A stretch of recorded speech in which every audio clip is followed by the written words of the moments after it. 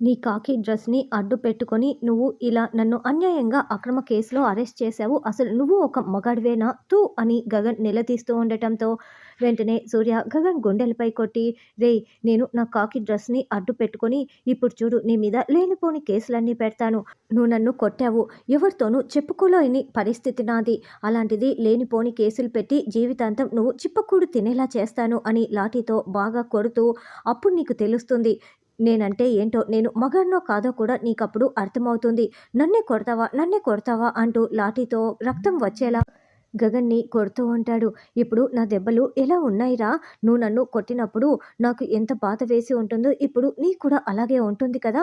దీంతో ఆగిపోదు. చూస్తూ ఉండు. ఇంకా ఏం చేస్తానో అని సూర్య బయటికి వచ్చి, ఇది కేవలం నేను ట్రైలర్ మాత్రమే ఇస్తున్నాను. ఇంకా ఇలాంటివి టిఫిన్‌లు, భోజనాలు చాలా కూడా చేస్తాను. ఇంట్రాగేషన్ సెల్‌లో పడేయండి వీడిని అని సూర్య చెప్తాడు.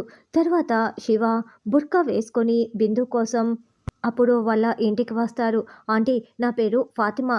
బిందు కాలేజీకి రాలేదేంటి అని తెలుసుకోటానికి వచ్చాను అని శివ అడగటంతో తను ఈరోజే కాదు ఏ రోజు కూడా రాదు. ఇక నువ్వు వెళ్ళొచ్చు అని అపూర్వ అంటోంది. నేను కేవలం ఫ్రెండ్‌ని మాత్రమే కాదు క్లోజ్ ఫ్రెండ్‌ని. నేను మాట్లాడి వెళ్తాను. తన గదికి వెళ్తాను అని శివ అంటే, ఏం నువ్వు వెళ్ళనవసరం లేదు. బిందునే ఇక్కడికి వస్తుంది. మీరా తను బిందు ఫ్రెండ్ ఫాతిమా అంట. వెళ్ళి బిందుని తీసుకురా మాట్లాడాలంట అని అపూర్వ చెప్పటంతో మీరా వెళ్ళి బిందుని తీసుకువస్తుంది. ఇక బిందు చాలా షాకింగ్‌గా బుర్కాలో ఉన్న శివ వైపు చూస్తూ ఉంటే శివ కొంచెం బుర్కా ఎత్తి చూపించి, నేను ఫాతిమాని ఒక్కరోజు కాలేజీకి రానంత మాత్రాన నన్ను మర్చిపోతే ఎలా అని శివ అడుగుతూ ఉంటాడు. ఓహ్! నువ్వా ఫా? నేను నిన్ను ఫా అని పిలవటం వల్ల ఫాతిమా అన్న పూర్తి పేరు మర్చిపోయానులే. అత్తయ్య నేను ఫాతిమాని నా గదికి తీసుకువెళ్ళి మాట్లాడొచ్చా అని బిందు బతిమలాడినట్లు అడుగుతూ ఉంటుంది. వదినా మరి అలా పెడితే బాగోదు వదినా. పోనీలే తీసుకువెళ్ళని అని మీరా చెప్పడంతో సరే వెళ్ళు అని అపూర్వ అనడంతో శివ, బిందు ఇద్దరూ కూడా గదిలోకి వెళ్తారు. తర్వాత శారద చాలా సంతోషంగా, అసలు నువ్వు గగన్ అంత బాగా మాట్లాడుకుంటూ అంత ప్రేమగా ఉంటే నాకెంత సంతోషంగా ఉందో. నువ్వు గగన్, పూరి, శివ ఈ ఇంట్లో మీ నలుగురు నా కళ్ళ ముందర తిరుగుతూ ఉంటే నాకు ఆ ఆనందమే వేరు భూమి. అయినా కూడా నాకు తెలియక అడుగుతున్నాను, గగన్ అంతలా మారిపోయేలా ఏం చేశావు అని శారద అడుగుతూ ఉంటే, 12 సూత్రాలు పండంటి కాపురం నేను అమలు చేశానులే అత్తయ్య. నిజంగానే బావ మారిపోతే నాకీ తిప్పలు ఎందుకులేండి అని భూమి మనసులో అనుకుంటూ ఉంటుంది.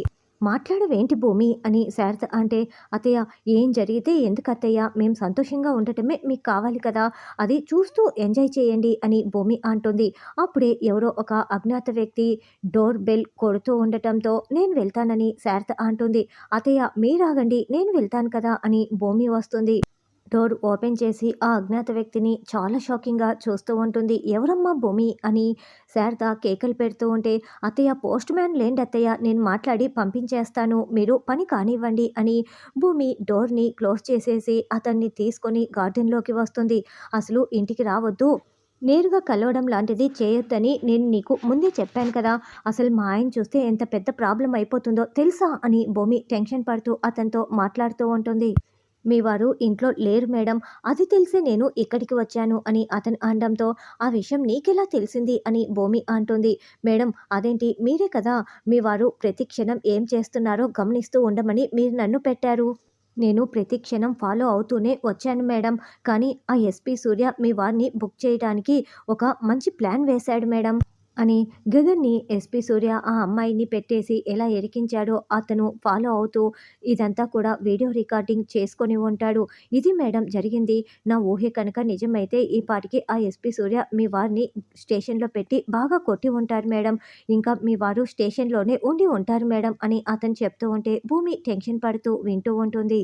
కొట్టి చంపేయటం ఆ ఎస్పీ స్కెచ్ అనుకుంటాను మేడం. మీ వారిని మీరు అర్జెంటుగా విడిపించుకోవాలి. లేకుంటే ఆయన ప్రాణాలకే ప్రమాదం అని ఇతను చెప్తూ ఉంటే అక్కడ ఎస్పీ సూర్య ఘోరాతి ఘోరంగా గగన్ని కట్టేసి లాఠీతో రక్తం చిందేలా కొడుతూ ఉంటాడు. ఇక బిందు శివని గదిలోకి తీసుకువెళ్ళి గడియ పెట్టేసి, "అసలు నువ్వు మా ఇంటికి ఎందుకు వచ్చావు? మాది డీప్ ఫారెస్ట్ లాంటి ఇండ్లు. ఇక్కడ పులులు, సింహాలు మొత్తం ఉంటాయి. మా అత్తయ్య ఎలాంటిదో నీకు అర్థం కావటం లేదు. ముందు ఇక్కడి నుంచి వెళ్ళిపో" అని బిందు అంటే, "చూడు బిందు, నేను నిన్ను ప్రేమిస్తున్నాను. కేవలం హగ్ చేసుకున్నందుకే ఇలా చేస్తే ఇక మన పెళ్ళికి వీళ్ళు అసలు ఒప్పుకుంటారా? ఏది ఏమైనా నేను నిన్ను వదిలేదే లేదు. నువ్వు ఇప్పుడు నాతో పాటు రా. మనం ఇక్కడి నుంచి దూరంగా వెళ్ళిపోదాము. నిన్ను పోషించుకునే బాధ్యత నాది. నేను నిన్ను ఆ మాత్రం పోషించలేనా చెప్పు? దూరంగా వెళ్ళిపోదాము. పెళ్లి చేసుకుందాము" అని శివ అనడంతో వద్దని బిందు అంటుంది. అయితే శివ నచ్చచెప్పటంతో సరే అలాగే వెళ్దామని బ్యాగ్ సర్దుకొని కిందికి వస్తారు. "అత్తయ్య, ఎలాగూ నన్ను కాలేజీ మాన్పించేశారు కదా! వాళ్ళ ఇంటికి వెళ్ళి కాసేపు స్పెండ్ చేయమని అడుగుతోంది. నేను వాళ్ళ ఇంటికి వెళ్ళనా అత్తయ్య" అని బిందు అడగటంతో, "సరేలే, మరీ బంధించినట్లు ఉంటే బంధించబడిన పిల్లలు ఎదురు తిరగడానికి ఎంతో కాలం పట్టదు. సరే వెళ్ళిరా" అని అపూర్వ చెప్పటంతో అలాగే అంటూ శివ, బిందు ఇద్దరు బ్యాగ్ పట్టుకొని వెళ్తూ ఉంటారు. వాళ్ళ చేతుల్లో ఉన్న బ్యాగును గమనించిన అపూర్వ "ఏయ్ ఆగండని" అరుస్తూ ఉంటుంది. "మర్యాదగా ఇలా రండి. ఆ చేతిలో ఆ బ్యాగ్ ఏంటి" అని అపూర్వ నిలదీస్తూ ఉంటుంది. "అంటే ఇందులో బిందు నాకు బుక్కులు ఇచ్చింది. తను ఎలాగో కాలేజీ మానేసింది కదా! అందుకే నేను బుక్కులు ఈ బ్యాగ్‌లో పెట్టుకొని తీసుకువెళ్తున్నాను. బుక్కులు తీసుకొని తర్వాత బ్యాగు బిందుకి తిరిగి ఇచ్చేస్తాను" అని బుర్కాలో ఉన్న శివ, ఫాతిమాల మాట్లాడుతూ చెప్తూ ఉంటాడు. "నాకెందుకో డౌట్ వస్తోంది మీరా. ముందు ఆ బ్యాగులో బుక్స్ ఉన్నాయో లేదో చెక్ చెయ్యి" అని చెప్పటంతో మీరా ఓపెన్ చేసి చూడగా అందులో బిందు బట్టలు ఉంటాయి. "వదిన, ఇవి బిందు బట్టలు" అని చెప్పటంతో, "అయితే వచ్చింది ఫేక్ ఫాతిమా. ముందు బుర్కా తీసి చూడు. ఎవరో తెలిసిపోతుంది" అని అపూర్వ అంటే, మీరా బుర్కా తీయపోతూ ఉంటే మీరాని తోసేసి శివ అక్కడి నుంచి పరుగులు పెట్టి ముఖం చూపించకుండానే పారిపోతాడు. "ఏయ్ పట్టుకో పట్టుకో" అని అపూర్వ, మీరా కేకలు పెడుతూ ఉంటారు.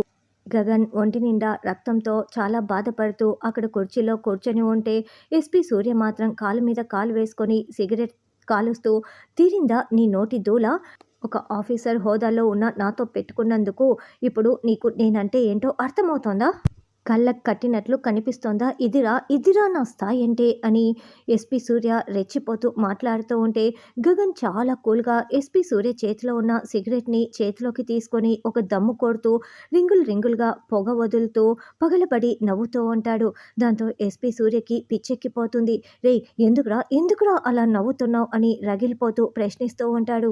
"రేయ్, చెప్తావా లేదా" అని గ్లాస్లో ఉన్న వాటర్ గగన్ ముఖంపై విసిరి కొడుతూ నిలదీస్తూ ఉంటే, "రేయ్, కాకి డ్రెస్ని ఒక అమ్మాయిని అడ్డు పెట్టుకొని నన్ను ఇలా సాధిస్తున్నా నువ్వు ఒక మగాడివేనా అంటూ వచ్చిన వెంటనే నేను నిన్ను నిలదీశానురా. అందుకే కదరా నీ అహం దాటిపోయినంతగా రెచ్చిపోయినట్లుగా నువ్వు నన్ను కొట్టావు. సిగ్గు లేకుండా నన్ను కట్టేసి కొట్టి మళ్ళీ ఇంతింత పెద్ద భారీ డైలాగులు చెప్తూ ఉంటే నవ్వు రాక ఇంకేం వస్తుంది" అని గగన్ చాలా కాన్ఫిడెంట్గా ఎస్పీ సూర్య కళ్ళల్లోకి చూస్తూ ధైర్యంగా అడుగుతూ ఉండటంతో సూర్య తలదించుకొని ఇంకా రగిలిపోతూ ఉంటాడు. ఇక తర్వాత భూమి, "మా ఆయన్ని ఎందుకు అన్యాయంగా అరెస్ట్ చేశారు? మర్యాదగా వదిలేయండి" అంటూ సూర్య దగ్గరికి వచ్చి నిలదీస్తూ ఉంటుంది. అయినా కూడా సూర్య ఏమాత్రం వదలకుండా ఇక నేరుగా గగన్ని ఆ గదిలోనే ఎన్కౌంటర్ చేయటానికి రివాల్వర్ పట్టుకొని గగన్కి గురి పెట్టేస్తాడు.